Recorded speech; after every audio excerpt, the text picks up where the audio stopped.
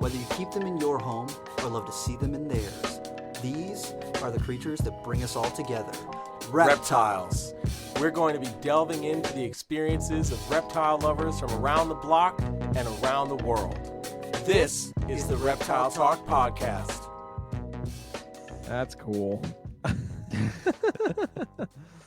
All right. So I think we're happening live now. Hey, there it is. As you can see, we are now live on Facebook. You can check out Reptile Talk Oh, there's subtitles. Brassman Reptiles. And Rob is creeping it real. Oh boy. Is this the new intro? It should be. Whether you like to see them in their homes or see them in yours, these are the things that bring us all together. Oh boy. Reptiles. Oh boy. All right, cool. So it is live. What's up, Facebook? Facebook, it gets to watch us right now.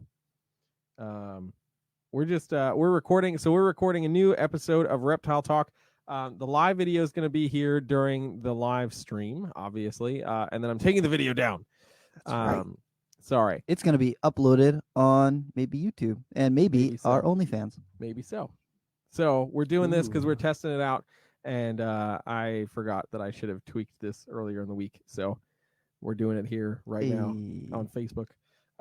So I'm just sending this to a couple people really quick, and then we're gonna get started. So, for the month of January, Jeremy and I are going to be recording resource episodes. These are episodes that you can share with fellow reptile lovers as a resource to the community. We're working on, last week we did Tools of the Trade, where you can learn about tools that people use when they're caring for reptiles and working with reptiles. This week, we are going to be talking about rules and regulations and how the legislative body is affecting people who keep reptiles. I just want to take longer so that you can Just continue to talk this way. Why? It's funny. Are you going to? I could. I'm waiting. Come on down there. Check out it's a Reptile Talk. We're going to be hanging out with Jeremy over here from Brassman Reptiles and Rob from Rob's Creeping It Real. And we're going to be talking today about the legislative body and how it affects people who keep reptiles. So everything from HR 669 all the way to the ban on tegus and iguanas in Florida. We're going to be talking about all them things. Oh, this is wonderful. Okay. You ready to actually do it? Yeah, okay. All right. So we can actually start now. So yeah. Oh boy. All right. What's going on, everybody? This is Jeremy Turgeon from Brassman Reptiles. And I'm Rob, and I'm Creeping It Real. And we're continuing our January theme, which is we're recording a bunch of resource episodes for you guys on a bunch of different topics. Last week we talked about some tools of the trade. Yeah. And good episode. You should check it out. That was a great episode. And this week we're talking about legislation. Yeah, because it is something that affects every single person in the reptile hobby, whether you think that it does or not. And a lot of people look at some of the rules that are being passed and they go, well, I don't keep venomous snakes, so I don't really care. And they go, I don't really keep reticulated pythons, so I don't really care. Until it does affect you. And then all those people who you kind of screwed over by not showing up and speaking out are not going to be too thrilled with you. And that is something that we just can't help but get around because it is serious. It's been a serious issue over the last 10, 15 years. And it's not stopping anytime soon. It's true. As you're going to hear. Bam. So Jeremy and I both sat in on rules and regulation meetings and hearings for several different states. Mm-hmm. You came for Maine when I was there. Yep. When I was in Maine, we were trying to change the regulations there because they have some of the strictest laws in the United States when it comes to exotic animals. When I lived there, you couldn't even own tarantulas. Every species of tarantula is illegal. Now you can have 4 species. Ooh, whopping 4 species. And I think that Chilean rose hairs, Brazilian rose hairs. yeah, pretty much. And you know what's weird? You know what's messed up? 2 of the species are like, oh well, yeah, those don't really exist anymore. Like the Brazilian black, they're like, oh, Oh, those yeah. were never legally exported out of Brazil, so now people are Yeah. all selling them as a different Keep it, species. yeah. So all the ones in the U.S., they're like, these are not that species; they're a different species. So they're like, oh, those you can't even have those. And then the rose hair species that they have listed is not the one that's generally kept in the hobby. It's like most people keep porteri, and rosé is much less common. But blah blah blah. I'm getting into splitting hairs here. But it bothers me because Maine has got some horrible regulations. Shooting hairs? Yeah, kicking hairs. Ah. Yeah, I'm just kicking hairs here. My bad. Ah. But Jeremy, you came up when we had hearings with the Inland Fisheries and Wildlife Department when we were in Maine. Yep. Because when it comes to these rules and regulations, guys or girls, and everyone who's listening, all of you people, not binarily defined, anyone who's listening to this right now, it is so important that when a rule or regulation for exotics comes up, it is important that you show up. Show up to the meetings, show up to the hearings. Yep. Let them know in person that there are people who care about these things, because it's one thing to shoot an email, and emails help. It is one thing to call your senator or representative and let them know. It is a completely another thing when they see 100 people show up and go, hey, no, don't do that. Yeah. We don't like that. Exactly. Yeah, the hearing in Maine was very weird, very weird. Especially when like the entire room was basically in opposition to the regulation, and then there were like 2 people who were there for it from like HSUS or wherever it was. And when they went on the stand, they kept bringing up these weird, irrelevant things, and the guys who were running the meeting, the guys who were sitting on the committee, were like, "You're not talking about anything that we're regulating right now. You need to stop." Yeah, exactly. And they shut them down like immediately.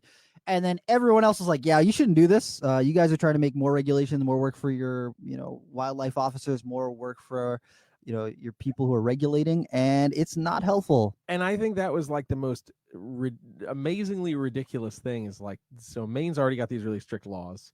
And then it was like, hey, we're going to add a lot more strictness to all of this. And now we're going to try to work to get our fish and wildlife officers who are on the front line to now be able to recognize all of these restricted species when they can't really even identify native species. Yeah. Oof. So, I mean, there were multiple people in that room that were like looking at the wildlife officers like, you were just at my house last week because you couldn't identify, a milk snake or something, and it's like now you want them to be able to recognize not just all these different species, but recognize that like, some of these species have a bunch of different color mutations and stuff. So it's like, how are you going to identify, purple albino golden child retic when it doesn't look like any other retic you're going to see in a field guide? Yeah. You know what I mean? Yeah.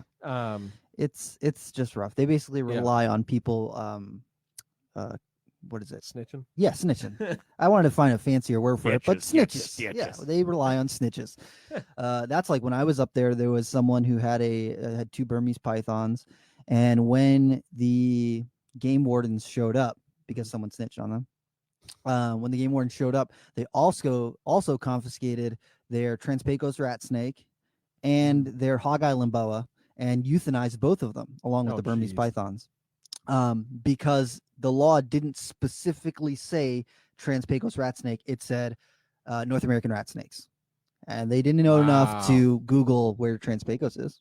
Like that, where those snakes come from, right? That region, and they did not know enough to go, oh, boas are legal. Hog Island boa is it's grouped under imperator. Yep. Or constrictor. I don't know which one that actually falls into right now. I think it's under imperator. But they didn't know enough to go, oh, this is a legal species. They saw no Hog Island boa was not specifically listed on there. Kill it. And they killed him. And it's like, are you serious? Because your game wardens don't know the law or the species well enough. They just killed 2 perfectly legal to own species. Yeah. And the Burmese pythons. Yeah, it really is ridiculous. I mean, I remember so I was the last person to speak in Maine, and mostly because it was like a 4.5 hour drive for me to get up there from Western Mass, and I made sure I made that point. Yes. It's like, I just had to car for 4.5 hours. You're gonna freaking listen to me. I have to drive another 4.5 hours back. Yeah, exactly. But I remember like reading through that legislation as quickly as possible because I knew I wanted to speak, so I needed to have something to speak on that potentially wasn't already spoken on. But the thing that like really stood out to me was like Russian tortoises Are legal there are legal in Maine, and, where they can survive outside. but I'm like, I'm just looking at something and I'm like, so you mean to tell me now is like some obscure and obscene amount of hours of training that they were requiring people to have, like simple tortoise species and stuff like that. And I was like, so you mean to tell me little Johnny now needs 120 hours of work to learn how to poke a tortoise and feed it? Yeah. Like what? Yeah, man. What are we doing? Yeah. You know, and it Baffling. It really was, you know. And I mean, I think about like, I remember when I was like 18 or something, going down to Connecticut to speak over there, and like everything is so broad stroked when it comes to legislation, you know, because you know the law is up for interpretation, and it's like, well, it shouldn't be. It needs to not be. It really needs to not be. Like if it is, it should be like very minute. Like we're either going to say it's this or it's that, and depending on how you understand it, that should be fine. But when we're talking about like any large constrictor species, well, what do you define as large? Right, Because because your a soccer mom sees a ball python and she's like, "That's large." An adult ball python, she's like, "That's a huge snake." And you're like, "Oh, this is a small. I mean, this is a relatively small snake. What are you talking about? This is the same length as a corn snake." Yeah, it really is. It really is ridiculous, and just the amount of overreach that happens in so many of these instances. Like I think I'll go on the record here and say, like, I'm not against permitting systems if they work. Right? So they need to be like very well thought out. There needs to be a proper way of execution, and not unreasonable like permitting. Like, exactly. You don't need a permit for a ball python, right? That's if someone can go out there and get a dog, and the only permit they got to get is with their town to just be like, "Hey, I have a dog." I have it. Yeah, that they can do that. But I need to get a permit for a ball python? Come on. Yeah. Come on. Exactly. People's dogs are way more dangerous, statistically and realistically. That reminds me, I got to show you a video of a dog. Oh, no. Bum, bum, bum. Oh, no. Oh, no. Oh, no. Oh, too good. Yeah. I think Connecticut is one of the only states in New England that I have not sat in. Oh, and Vermont. I haven't gone to Vermont either, but I've sat in New Hampshire, Maine, Massachusetts, and Rhode Island, and showed up for meetings with lawmakers to say, "Hey, you guys are not doing your citizens a service. You're not doing the right thing right now." Yeah, and it's also important to note that in most of these instances, especially when we're talking like state by state, the federal stuff is oftentimes quite a bit different. But most instances in state by state, it's, you know, maybe there was a little incident in some place, or these state lawmakers saw something happen federally or happen in a different state, and they're like, we should try to do something like that here so we protect our people. But they're totally uneducated. Or it's animal rights people. Or they're infiltrated by animal rights people, which is unfortunately a large majority of what we're up against all the time. Yeah. Whether it's PETA, HSUS, the list goes on and on of wackos. Carol Baskin. Bitch, Carol Baskin. That's right. I still don't like her. No, me either. I don't even care, either. man. She killed her husband. But it's they just paint with this wide brush so that they can go, "Oh, we fixed it. We did it." And it's like, actually, you made everything harder. Yeah, exactly. Not just for the people who live in your state, but for the people who are regulating in your state, for your game wardens, for your animal control officers, for all those people, because they went from going, okay, there's these species that are illegal, and I can identify a rattlesnake if I need to. There's going from that to, okay, now I have to differentiate between this species of chameleon with 3 horns and this species of chameleon with sometimes 3 horns, sometimes not. And what are they're not going to put that time in to learn their exotic regulations. After the main thing passed, they had Meet a Warden Day at Cabela's, and I was like, "Oh, I'm going there. I'm going there. I'm going to roast these guys."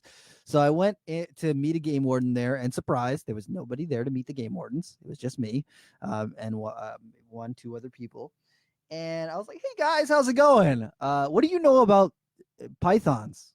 And they're like, oh, well, like I've held a python before. And I was like, no. What do you know Yeah, about well, them? could you tell me the difference between a Woma python and a reticulated python? And they're like, well, I've never heard of either of those things, so no. And I was like, okay, well, here's the deal. Your state just passed a regulation that, makes some more species legal, but also makes quite a few more illegal as well. Can you tell me anything about this law?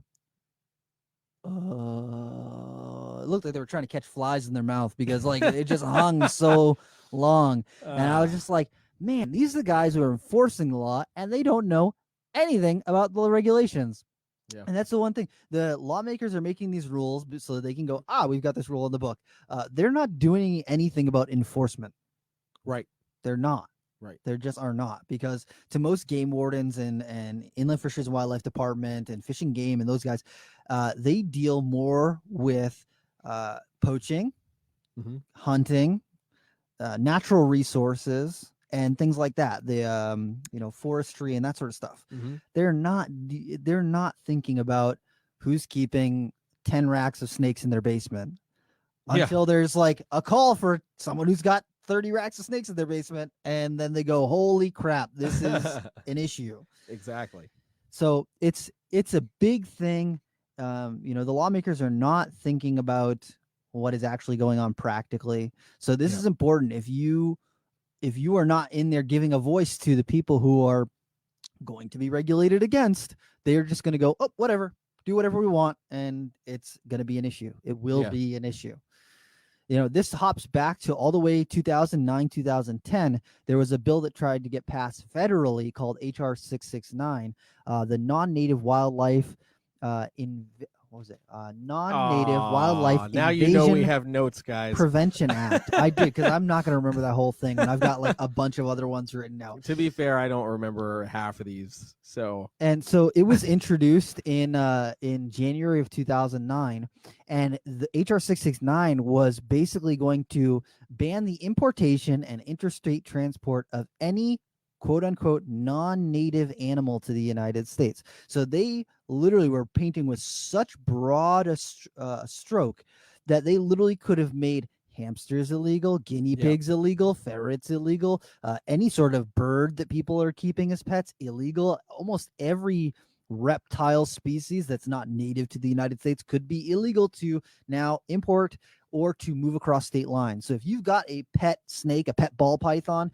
and you moved from Connecticut to Rhode Island, boom, you're now breaking a federal law. You now be a felon, facing thousands of dollars in fines and jail time because you moved with your pet. Federal jail time. Yeah, federal jail time. Not like, oh, go into the county. No. Federal jail time for moving with your pet. Like literally. And they were HSUS and PETA was pushing for this. They pushed hard to try and get HR 669 passed. And it's important to recognize too, like the instance of HR 669, it was the first time, the first major time that any sort of legislation was coming up like this that was just a broad paint stroke against anybody who owned anything exotic. This wasn't a reptile specific bill. This wasn't a fish specific bill. This wasn't a bird specific bill. It was everybody. Yeah. It was absolutely everybody. And one of the things that it showed, there's two major things always stick out in my mind when I think about HR 669. First, it showed that when the exotic animal keeping community gets together, we can certainly make our voices known, right? I remember they're saying that the exotic animal industry was like a $3 billion industry, and that was in 2009. I can only think of how much it's grown since then. Right. It's got to be 2-3 times bigger now. Easily. So the other thing that this made me think of was, man, how awesome would it be if in any instance of any we all legislation, came together like we that. all always came together like this? Because one of the most difficult things, and this is true even within the reptile industry, excuse me, you get the cliques, right? The groups, so if HR 669 was just like reptile related, the bird people wouldn't get involved, the mammal people wouldn't get involved, the insect people wouldn't get involved because they're like, that doesn't affect us at all. And it was kind of really eye-opening because now for the first time we all had to band together to really push for this to not happen. And it's unfortunate that even now, even on the state level, when we see things pop up, it's basically like every person in that category for themselves, which is certainly frustrating. And it really pushes us to need to educate people about these legislations and what the precedent is if something gets passed or even just something being proposed. That's honestly the most important thing, is the more people that know and understand what this is and how it affects the whole network of the exotic animal community, not just reptiles, not just birds, not just fish, whatever. But one law that passes that says you can't keep Borneos anymore in 2 years could mean ball pythons. They're going to go, hey, look, Borneos are not that much bigger. They're not that much stronger. Potentially they could be just as quote unquote dangerous. That's like a lot of these laws and regulations. They go any dangerous animal, and that's what they leave it at. They don't define dangerous. So if it causes bodily, like if it bites you and you bleed, they could consider that dangerous. Right. If it leaves a tooth in you and it could potentially get infected, oh, that's dangerous. That's a dangerous reptile. Monitors have claws. Oh, dangerous. That's dangerous. They've got teeth. They can bite you. Oh, dangerous. Yep. And they could literally use that to just ban things back to back. It is so wild. Yeah. And a lot of people are looking at kind of the direction that our government's going in right now. And a lot of people are kind of pumped because the Trumpinator is out of office coming up here. Not everyone, but there's a lot of people who are excited about that. And they're like, oh, it's going to be great. Everything's going to be awesome. But because the Democrats are kind of holding the House and the Senate and the presidency now for this upcoming term.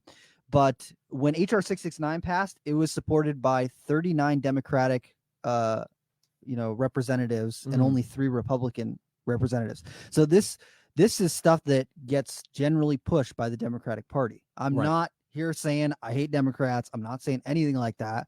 Or, I just want people to understand that even though you might affiliate yourself with one party or the other, both of these parties will often support this. And especially where we're coming into a time where the parties that have historically backed things like this are coming into power. It's something that we need to be aware of as a hobby, as keepers, just something to keep in mind. So HR 669 kind of, we definitely kicked its butt. USARK came up like nobody else. There was, Nerd came out and donated thousands and thousands of dollars. Big breeders, they were donating like almost all of their sales to money to USARK so that we could, have lawyers there to represent us. PJAC came in and really pushed for people to be able to keep their animals and to be able to overturn this proposed regulation. And that was 10 years ago, 11 years ago. And then 2018, this bill basically came back as a revision or a rewritten rule and regulation. So it came back as HR 6362, the Invasive Fish and Wildlife Prevention Act of 2018. And it was basically targeting interstate transport. And so the rule would basically lower the bar for anything that was considered injurious, because a lot of these rules and regulations, they want to say, oh, well, these things could potentially be dangerous to people or agriculture or, our native wildlife or anything like that. And once they could potentially consider it as injurious, then they can just ban it and they can really push that stuff through. And that bill was basically to try and ban interstate transport, because the HR 669 was trying to do importation and interstate transport, and it got shut down. So they're going, okay, if we can't do all that stuff, we'll do a lesser thing. We'll do the next best thing that we can figure out. And so that bill had a stipulation in it too, that anything that was considered not in the trade, so if it was something that hadn't been imported in a couple of years or something that wasn't brought in big numbers, they could regulate that and shut down the export of it. And within 3 years, if those species didn't get reviewed, they would get shut down. And that is just like, that's what? Ridiculous. That is crazy. And it was not retroactive. So if you had anything that was considered injurious, your pet would be illegal. then Mhm. after the law passed. And so these are things that are like, oh my, if that doesn't stress you out, that makes me sweat just thinking about it, because it's horrible, Yeah. absolutely horrible. For all the people that are working with these animals that could be considered injurious, because how about this? People go, oh well, it's not me. Big snakes are dangerous. Burmese pythons in Florida, blah blah blah. I don't, it doesn't affect me, and berms are an issue, so that's fine. And berms got added to the Lacey Act as injurious. Guess what else got added to the Lacey Act as injurious? And this was pushed. Hold on, let me just see if I can find right here where I had that on my notes. The B-Sal thing. In 2015, 2016, the federal government listed 201 species of salamander and newts as injurious. And you're going, well, wait, what? A salamander? How is that dangerous to people? Dude, They're not. They can bite. Well, they were saying, look, in Europe and in other parts of the world, there is this disease that salamanders can carry, or this fungus that they can carry, the chytrid fungus. And it's never been documented in the United States, but just as a precaution, we should not allow any more salamanders in the United States or newts. And so they went through and added 201 species and listed them as injurious so that they could ban the importation of them. And it passed. And at the time, that was I think it was right before USARK had overturned the big snake bill. So all those salamanders were banned from interstate transport. So literally redback salamanders are on that list. So if you had caught a redback salamander in Massachusetts and you drove across the border into New Hampshire, you are now breaking a federal law. Are you serious? Yeah. Are you serious? Yeah, it's again, we just kind of keep talking about these overarching overreaching wide paintbrushes when it comes to the language of so many of these laws. I think back even just to deviate a little bit, when I went down to speak in Connecticut. Of course, all this was happening right after the Carla Nash, whatever her name was, with the chimp. Oh, mauled yeah. by the chimp, Yep. right? So primates were, of course, a big focus on that law. But the way that law read, it basically said any primate over X number of pounds, it was like 15 pounds or whatever, could not be owned or whatever in the state.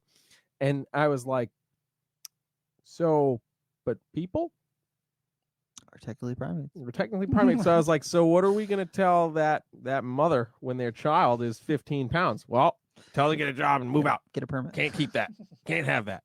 You know what I mean? Of course, that's just as overreaching and obnoxious. But I mean, if you really want to go down to it, and that was one of my things whenever I had the chance to speak on these things, is I would always throw some very blatantly nonsensical situation out there because it still fit under the umbrella and terms of what they were trying to do. And my whole purpose for always doing that was look, you are being too broad in your definitions, in your descriptions, and if you're leaving this up for interpretation, which is what the law is. If I go out now and become a wildlife officer, I'm just going to start banning moms with babies. Nope, get rid of that thing. I don't know what you got to kick it out to the street. You do not bring that back into your house. I will arrest you. Yeah. These are, of course, again, very over the top and sarcastic. But my point of that was you guys need to really zero this in. You don't even know how many species of salamanders exist in the world. Why are you touching any of them? Yeah. You know what I mean? These and kind especially of where it's never, ever been recorded in the United States ever. Mm-hmm. And continues to not be found in the United States. What is your goal? Mm-hmm. What is the point of banning interstate transport at that point? Right. I don't understand. The other thing to think about when it comes to this stuff too is framing, right? So, and verbiage. So, so more often than not, if you've ever been to one of these hearings, usually you get a copy of the bill or you can read a copy of the bill online. And most people are I don't understand 95% of this because it's all the legal mumbo jumbo, their bizarre terms and definitions and all this stuff. So you're kind of sitting there scratching your head, and you might find that one thing that you understand that you're either okay, that makes sense, or what are you talking about? Mm-hmm. But the thing that doesn't help in all of this is how, especially in the reptile world, the big cat world and stuff like that, how these things are framed and spoken about in all other contexts outside of the courtroom or the hearing room reptiles and big snakes are a wonderful example.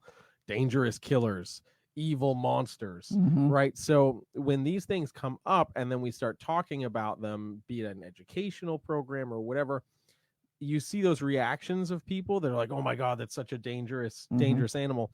And that's because that gets force fed to us. So when people start hearing about regulations on these things, they're like, yeah, we should regulate those things. They're monsters. They're gonna eat you. They're gonna destroy the neighborhood, kind of deal. Especially if they don't have any experience with them. Exactly. And as much as we love and work with these animals, we're the quote unquote weirdos, Yes. right, compared to the general population. And we always need to remember that the general population, those are the people we need to convince, and educate about the animals that we work on, because those people can become our biggest allies. Yes. Just think about every educational program that you've done, that you've basically gotten all those people, maybe except a couple who are like really super scared Holding for no on to it. reason. Yeah. But you've got most of those people to at least open up their understanding To see of it's these not things. the movie Anaconda. Right. Surprise. And that is key, because then if that person caught wind of something like this and be like, well, I don't understand, I just touched one of these things, Yeah. and it was like the coolest thing ever, and that animal wasn't evil or malicious in any way, shape, or form. And then, we put out a post and we say, hey, this is happening, we need your help. Those are going to be extra voices and signatures that we get because of those little experiences, and you don't have to go and bore them with legal mumbo jumbo, but that act of just changing the mindset of people who in another instance would be like, yes, ban those things because they're horrible, they're evil, now have a slightly different way of thinking, and are like, wait, well, I don't understand why this is happening, because I was just told that these things are wonderful. So the more we can do educationally, the better. That's always my biggest thing when it comes to this: educate, and we can really save our ass. Yeah. On a lot of this stuff. Yeah, I one of the things that that makes me think about is when Mass just tried to pass their ban on animal programs. Yep. And so the people who wrote the law were framing it as, oh, we're trying to ban traveling zoos because we don't like the way that some zoos treat their elephants and larger animals.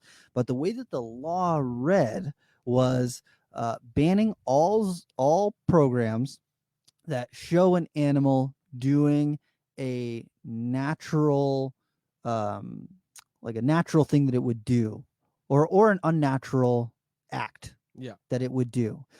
And what that reads as, if I take a chameleon to a birthday party and I show people, okay, look at this chameleon watch it eat this cricket, and it shoots its tongue out and eats a cricket, I've now broken that law because I had a animal do an act that it naturally would do in the wild.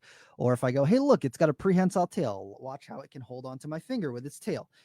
Now I've broken that law, and it would ban my programs from doing that. Or like, take a turtle, watch it can flip itself over. Boom, that program is now banned underneath the way that law was written. And the people who wrote the law knew exactly what they were doing, because there were people from HSUS there. There were people from PETA there, and they knew exactly what they were getting into when they wrote the law that way, or helped present this regulation that way. That is what they want. They want people to not have experience with animals, because if you don't have experience with animals, you don't care what happens to them. Right. And again, going back to framework, like I remember when that was going on, because I've got a few friends that work with big pachyderms and stuff like that, and they were of course all up in arms about this whole thing, and the whole avenue of like, we want to ban the traveling circuses because elephants and all this other stuff, and it's really easy for people to jump on board with that. Because they've seen the clips of horrible instances where animals are truly mistreated. So they're like, yeah, we don't want that to ever happen. Save the elephants, the elephants. And, I think most people would kind of fall into that same category, but not understanding the law and not knowing the law means they don't know all of the repercussions that are going to fall behind it, when exactly in those instances that you were just talking about, having an animal do something it would naturally do for entertainment Yes, purposes. that's how it was worded. Yeah. Yeah, that's that, and it's like, well, how the hell else are you going to learn? Yeah. I want you to be dry and boring. Yeah. And don't let it do anything that it would naturally do. So you have to hold it down. Yeah. Yeah. What is the Pin point? Pin it. Yeah. What is the point of that? Yeah. So you get so like what I was talking about with framing is you get the one side of it, which is these things are evil, terrible creatures. If we're talking about reptiles, these things are evil, terrible creatures. We need to stop people from owning them. And then you get the subtle, underhanded, well, we're going to lump this into some other bill that's an easier cause that sounds positive, that more people can get behind. Because they were promoting it as ban the circus, like ban the big cruelty in the circus. Yeah. And then the actual bill didn't really say specifically circus. It said educational program, any kind of traveling any program, sort of traveling program, yeah, which is like bans tons of things that most people would not have caught on if we hadn't seen it there. Exactly. And I mean, like, that's one of those things where, if you've ever been in an instance where you've sat in on one of these hearings or you've looked at any of that legislation, and suddenly you're face to face with at least 10 pages of ridiculous verbiage and jargon about whatever the context is. And it's intimidating, especially if you've never looked at anything like that before. You're like trying to, okay, they spell out all the definitions of everything they're going to talk about, and then they talk about it.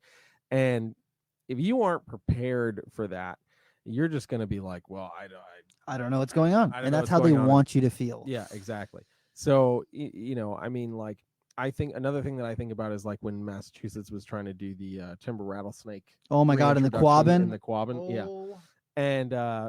And that whole thing got so blown out of proportion. Yeah. And people were saying that rattlesnake venom would get in their water supply and they would get poisoned from it. Are you kidding me? And, yeah, it was absolutely ridiculous. And they're going to swim 2 miles from the island they wanted to do to the mainland. Now, so here's the thing, like, timber rattlesnakes are native to Massachusetts. They're just highly endangered. Yep.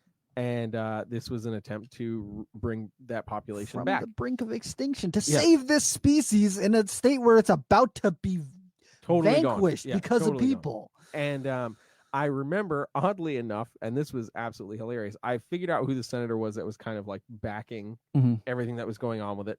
And I was doing some like city fair thing for the music school I was working at the time. And he was there. And he happened to be set up in the booth right next to me. Oh, yeah. And I was like, hey, Eric, let's go talk. Hey, you want to meet me behind the tent real quick? Yeah. No, but like, so he and I had a conversation about it. And he was, I mean, as most representatives and political figures are, tend to be very well spoken, and they're trying to cover all their bases, so their constituents are very happy. But he's slimy. Yeah, and I mean, I'll also say, like, that particular senator and I, we got along very, very well outside of this context. But I was kind of pressing him, like, we removed the funding for this project. Why? Yeah. Well, the people to save an endangered species. species. Why did you not want to help save an endangered species? Right. That's what so then it was going back to, well, we've got to take it back to the study board because, like, we're thinking this isn't the best location and blah, blah, blah, blah. And I was like, but so you just removed all the funding. So now there's no money to have anybody research it, and actually potentially maybe figure out a better location if that is a possibility. If that's what you actually mean. Right. But if you just pulled all the funds for that, then what are we doing? And, so then he started realizing, like, oh, you kind of know this stuff. And I was like, yeah. So basically what I was told was so he also served on the board of tourism. So there was so much hubbub about this whole thing for tourism that they were like, okay, we have to stop this because scary rattlesnakes are going to be in Massachusetts. No one's going to want to come to Massachusetts. Yeah. So we've got to put a Band-Aid over a wound that needs stitches. Yep. That's essentially what it came down to. And I left that conversation frustrated, but I understood a little bit more of why it was what happened, how it unfolded, paused and blah, blah, yeah. And I wasn't happy about it by any means, but I was a little bit more content with at least having some kind of understanding of why, because anything that I was reading or saw in the news was very minimal It was just like rattlesnakes in the Quabbin, no longer happening. And like that was it. And I was like, That's it. what? Why? Yeah. Like, why would we stop this? But it's frustrating to know that because of people's ignorance, that project never ended up going Happening, anywhere. You know, and it's like those are those instances again where we have to frame and educate people The in a public. specific way to know that, well, yeah, of course there's rattlesnakes in Massachusetts. It's been on the news before, but also you can live in the same area as them, and they don't go after you. They don't go after you. They don't seek you out. They're not human seeking killing machines. Like that's not what they do. For just a little bit of U.S. history and context for people, this is going to be preaching to the choir to the people who are listening to this podcast. But one of the first symbols for the United States was a bright yellow flag, the Gadsden flag, with the rattlesnake coiled up on it, which is a timber rattlesnake. Yep. And it says, "Don't tread on me," because some of the first settlers to the United States landed in New England. Surprise, where we have timber rattlesnakes, and they learned real quickly. Hey, that thing with the thing on its tail, don't go near it. Yeah, they're not evil, but don't go. Just don't mess with it. Yeah. And Benjamin Franklin actually wrote a big 2-page letter about why he admired and loved the timber rattlesnake, and why he thought that should be the symbol for the United States or for the colonies. Yeah. Because they don't go out of their way to hurt people. They stand their ground, and if you mess with them, they are extremely powerful. Like they've got some weapons on them. Yep. And they were like, yeah, that's us. That's us. And then now people are like, oh, a snake in my yard, I gotta kill it. It's yeah. And it's like just like that too. Just like that. If you saw the video, I'm sorry. But it's just crazy how far we've come from looking and admiring this animal for what it is to now like fearing it because they don't know anything about it. Yeah, and you know, again, I sound like a friggin' broken record, but the framing of how these animals get portrayed means so much. You know, if you think about any Animal Planet show that had anything to do with like Venom 1 down in Florida or anything like that, it was always like a rattlesnake striking at the TV screen with a cobra striking sound. Yeah, exactly. On a corn snake. Oh no. But you know, I mean, any of those TV shows where it was like, I'm going to tell you all these facts for the most part about these animals, but I'm going to frame it to you in the scariest way. I'm going to put the most eerie music behind it to make you feel more uncomfortable. They can have 36 young at a time. Every single one is potent from the moment that it's born. And you're like, oh my God, deadly snakes. Deadly, so deadly. 36 babies. Yeah. And then everyone's going, oh, well, the babies are more toxic than the. And it's like, but they have a smaller venom yield. And whatever. I'm not going there. Yeah. There's a lot, guys. But so these what we're trying to say is that these regulations are not limited to a federal level. Like it is important to pay attention to USARK and see what is going on a federal level, but it's also important to see what's going on at a smaller level because just recently, like 2020 time frame, Alabama is talking about banning all big snakes, like quote unquote big snakes, anything that's listed as injurious. So all those 201 species of salamanders are going to be banned. Big snakes, African rock pythons, Burmese pythons, Indian pythons, all non-native venomous species of snakes, anacondas, all that stuff is basically going to be banned. And they're just starting to do an economic impact survey. I think it's recently within the last year or so. They've been looking at that, how it's going to affect the people of Alabama and the people who do business in Alabama. But this is something that they're pushing hard. And then Michigan is right on the cusp of starting to want to do that too. Yep, with the dangerous reptile bill. Yeah. So, this is like the beginning of December, so literally like a month and change ago. From when this is recorded, crocodilia, lapids, vipers, sea snakes, water monitors, croc monitors, so many different stuff. So these animals would only be allowed in AZA institutions, and there's no grandfathering, which that's probably the most ridiculous part of it. So that means if you already have these animals, that means legally right now, if you legally own them, because right now there's not rules on the books about it. Right. That means you would have to get liability insurance, register your animals with the state. They need to be microchipped and all these friggin' hoops to keep the animals that you've already been keeping without any issues. Because you don't see any crazy issues going on in Michigan right now. Everyone's like, oh, No. but keeping venomous snakes is like, how many people do you see getting killed there all the time by their venomous snakes? That's true. The only crazy thing that has happened in Michigan was Barczyk getting bitten by salt. He got bit by salt. He did get bit by salt. Ouch. Dangerous reptile. It's dangerous. It bit him. But Yep. it's just wild because people, when they saw the big python interstate transport ban got overturned by USARK, they were like, we won, we did it, hey, everything's cool. And what HSUS and PETA and the people who are trying to pass these regulations did, I said, okay, we might not be able to do this on a federal level. We should start going state by state and see which states we can push this through. Because if you can push it through in Massachusetts, then people are going to go, oh, Massachusetts is progressive. They do lots of cool stuff. And then other states around, Rhode Island's looking at what Massachusetts is doing. Right. Connecticut's looking at what Massachusetts is doing. New Hampshire's looking at what Massachusetts is doing. Every state around the country is going to be watching which one of these states goes first and which one, how they put these rules and regulations in place and what happens afterwards. Yeah. And if we are not standing up and making noise and saying, hey, we're not going to take this, we're just going to get bulldozed. It's going to be little dominoes falling until the whole thing collapses in on itself. Yep.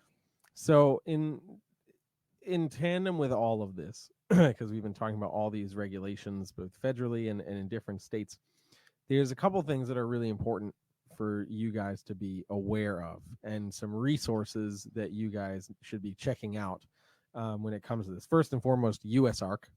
United States Association of Reptile Keepers. That's right. If you're not already a supporter, a member, go become a member now. And now here's the thing. I understand we're in a global pandemic. I know not everyone's got extra money right now. Right. So at the very least, you can still support USARK by checking out their social media, making sure you're giving them a follow. And when you see something they post about a state issue or a federal issue, share it. Share it, comment on it. Exactly. Send it to some people. It's free. It's free. And send those emails. The one thing that's wonderful about USARK is they generally already do these pre-written emails that you can add your little bit in there if you want, but you just basically adjust it for each person, senator, representative, whoever. And it's all spelled out. So you just copy and paste. And it really makes the job that much easier for us. Yeah. And they basically always do that. So it's a really easy way for you to get yourself immediately involved.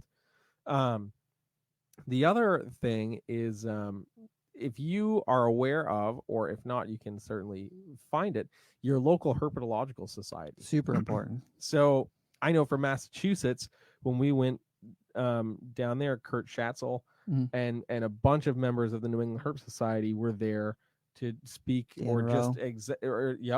be there in opposition of that bill. Even if you go not to speak but to attend, just to be there as a body. Yeah, bodies matter because they are looking at numbers. These people who don't know anything about anything that's written down on the piece of paper are looking at how many people are in the room to say something, and like when Rhode Island had to be 12, 15 years ago now. But Rhode Island tried to pass a ban on all pythons and boas. I remember that. Yeah. And we got 30 people to show up there. And the meeting that they were having was in a room that is a little bit bigger than this room that we're recording in right now. So not a very big room. You can see fit all the walls. So. You can see all the walls. You can maybe touch them if you stretch. Yeah. So it's a little bit bigger than that. So they had 6 people there as the board members to speak on this, and they poked their head out of the room and they went, "Oh my God, there's a giant cloud of people out here." And they went to the first person, which was Kurt or Dave, and they're like, "Hey, what are you here for?" "Oh, I'm here for the python ban." "What are you here for?" "I'm here for the python ban." "What are you here for?" "I'm here for the python ban." "Are you guys here for or against it?" "Against it." "Okay, everyone in the hallway, if you're for the python ban, can you raise your hand?" Not a single hand went up. "Okay, if you're here and you're in opposition of this ban, can you raise your hand?" Every single hand that was outside that room went up. The person went, "Okay, hold on one second." Walked inside, closed the door for a second, came back out. "We're tabling this bill, so which basically means that it's dead. They're not going to be reviewing it. They're not going to be passing it. It's being tabled right now. You guys don't have to stay for the meeting. And just by us showing up, we didn't have to say a word. Yeah. Just by us showing up and showing that this affects people, they were like, you know what? We don't need to deal with this because it is going to be more paperwork for us. Yep, exactly. And they don't want more paperwork. Exactly. So yeah, finding your local herpetological society, whether it's a state herpetological society or a regional one. So I know there isn't necessarily one in all the states in New England, but we have a New group England one, the New England Herp Society. Society, and then Maine has their own herp society as well. That's right, which you were the president of. I was briefly while I was fighting the regulations up there. And being president didn't do anything. Oh no! I mean, I don't want to say it didn't do anything to help, but it didn't get the things passed that I wanted them to pass. Yeah. How about this, dude? When I was living in Maine, I wanted to get permits for my tarantulas because I've been a lifelong tarantula keeper, and I wanted to bring up my tiger rat snakes, my spilotes, which are a harmless species of rat snake from South America. I wanted to bring up some of my geckos that were illegal, and so I was in the meetings with the Inland Fisheries Wildlife Department from the second meeting, because they didn't tell me about the first meeting, but from the second meeting I was there. Every single meeting, every month I was there. And after like 2 or 3 meetings, I was like, hey, look guys, you guys have gotten to kind of know me. You know that I'm not some Yahoo. I've got a bunch of stuff that my friend is watching for me in Massachusetts because I moved to Maine recently. I would like to legally keep all of these things. They're all harmless. Nothing's venomous. Nothing's dangerous to the public. Nothing's dangerous to our native wildlife. I would like to get a permit for these things. And they're like, oh, blah, blah, blah. Talk to Crystal. And submit your permits, and you can fit like 5 or 6 species on a permit. So I needed like 3 or 4 permits to get all the species that I had on there. And they're like, yeah, we'll review it and blah, blah, blah. And I was like, okay, cool. Because like, all of it was harmless, and all this stuff that I legally can have in Massachusetts, I just couldn't legally have in Maine. And so I sent in my permits. I sent them like $400 some odd to cover the cost of these permits. And they still denied me the permits for no reason. Yeah, and I asked them, I was like, what was the reason for denying my permits? And they're like, oh, well, we're changing the regulations right now. And I was like, well, until that actually happens, I would like to have my pets, please. I don't think you understand what you're saying right now. And it just like right over their head. Yep. But I did just find out recently that their head of that committee, Jim Connolly, retired. So there's a new guy in there. So I'm encouraging the people who are listening in Maine, push further, further, because they got some good stuff legalized last time. And if they actually push for some good common sense regulation, I bet you they could get it. Yeah, I bet you they could. Yeah, and I think the other thing that's important to remember in all of this as well is, get involved with your local or regional herpetological society, but also push to establish some sort of connection with local fish and game officers or the head of fish and game. Yeah. And if there is a committee in your state or region that focuses on these kind of things, find who the president is of that committee or that board and reach out to them. Yeah, get to know them, establish that relationship, because more often than not, the people in their ear are people who are uneducated. They're animal rights advocates, and their entire goal is to stop us from owning this stuff. Yeah. So and by becoming friends with them, I'm not saying like you need to go out to the bar with them every other day. No, but establish some sort of connection, be via email. Ask to just meet with them for 5 minutes. Especially because a lot of these rules and regulations, they have to have a public hearing on it. So like when Maine had their hearing, they had it in like this little tiny room. Anyone who wanted to show up can show up. So a group of us reptile guys would show up there, and every single meeting there was a representative from PETA, from HSUS there. And we would go around the room and, say, hey, I'm Rob Christian. I'm from the Maine Herp Society and the president. I also work at HB Exotics. I do this, I do that, blah, blah, blah. And every single meeting, there was someone from HSUS there. Every single meeting, there was someone there who's paid to be there by these animal rights corporations to push these regulations. And she was so buddy with the animal control guy.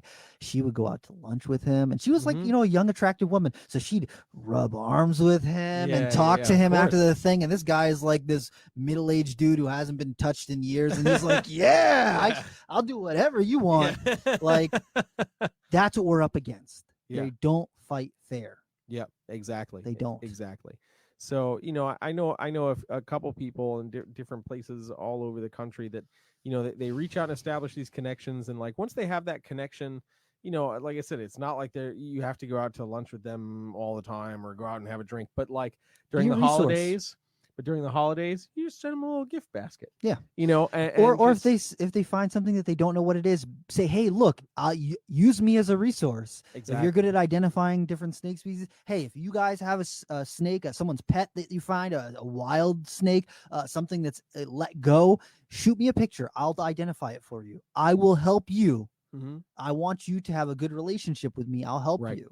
So we did that on a regular basis too with a lot of those wildlife officers up there. Hey, use us as a resource. We want to help. We're not here to, we are probably going to be a thorn in your side if you're going to be stupid. Yeah, right, exactly. But we're here to be a resource. That's it. Yep. I remember when I was still living in Western Mass, like the SPCA officer that worked in my region, like the first time we had any sort of interaction with her, she came to like look at my stuff and was like, oh my gosh, you've got a lot of stuff. And and I was a kid and had all these different species and like knew what I was doing with all of them. And like from that moment on, anything that had like ever arisen in that area, she would reach out to me. And the same thing with environmental police officers is when I got a little older and started to meet some of these guys, is like, oh, try to ID this or whatever. And I remember having an interaction with a newly hired person, and I'm just gonna say person. Yeah. And so in the state of Massachusetts, you can't own black rat snakes because they're an endangered species unless they're albino, right? Unless they're basically any morph. White-sided albino, anything like that. Yeah, you can own those. You just can't own a normal black rat snake, which meant you also couldn't own any hets. Yep. Because you just can't do it. So it's a good business plan. Yeah, so so I get I would have annual inspections, whatever, because I was operating a business. So I was fine with that. This dude came in and was like losing it because I had some white-sided black rats, and you can't own these are endangered, blah, blah, blah. And I was like, yeah, but they're a mutation. Hold your roll, buddy. Legislation says blah blah blah, and wouldn't take it. I would have been like, you need to call your supervisor, well, bro. No, I was like, do you want me to call your boss's boss? Yeah. I'm like, I got him on speed dial. Yeah, I'm like, I got his phone number right here.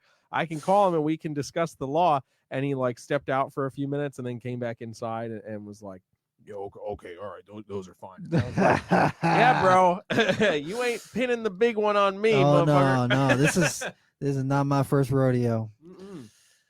But so establishing those connections is important. Super important. If you can, not everyone is in a position where they can kind of, reach out or do that or, be in that person's ear all the time. Right. But if you can, you definitely should. That's one of my biggest kind of regrets when I was growing up, is that I was not more in touch with the wildlife officers and people around me, because I have been harassed by some wildlife officers, some colorful words for those guys.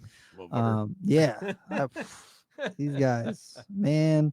And if they are coming to a battle of wits, I don't want to beat someone who's unarmed. Yep. It's not right. Oh man. All right. So we're wrapping up our time. We might have to do another episode on this. I think it would be good. I think what I'm going to do is I'm going to reach out to Phil. Yeah. At USARK. Yes. And see, I haven't talked to Phil in a while, but I think I'll reach out to him and see if we can get him on. President of USARK. Yeah. Yes, that would be incredible. That would be another cool resource episode. Yeah, for sure. So stay tuned for that. Yeah. But in the meantime, Rob, if people want to learn more about you, where can they go find more about you? You should check me out on Instagram at Rob is Creeping It Real, on Twitter at Rob is Creeping, and don't add me on Facebook. Oh wait, and check out my YouTube channel, Rob is Creeping It Real. I just posted another new video, looking at a experiment that I did on a clutch of Borneo short-tailed pythons, where the last week of incubation, or last like 2 weeks of incubation, I bumped up the temperatures on half of the clutch to see if it holds any bearing on the coloration or contrast of the animals from that clutch.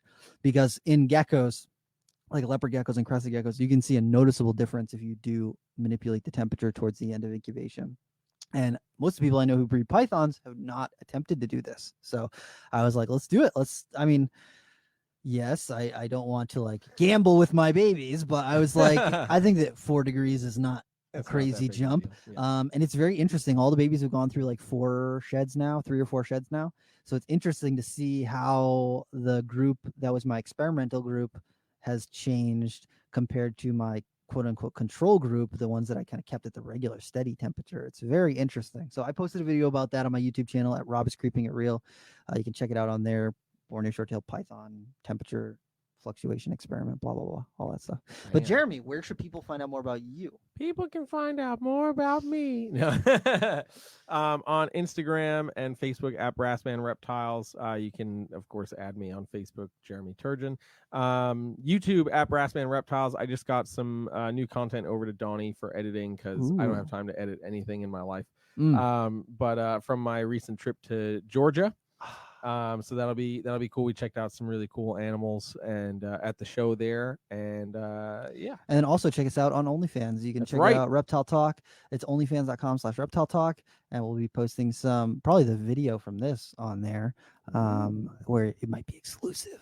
Just if you are on there, you could see. That's if I can figure all of it out. Yeah, but if not, it'll happen soon. Or on YouTube.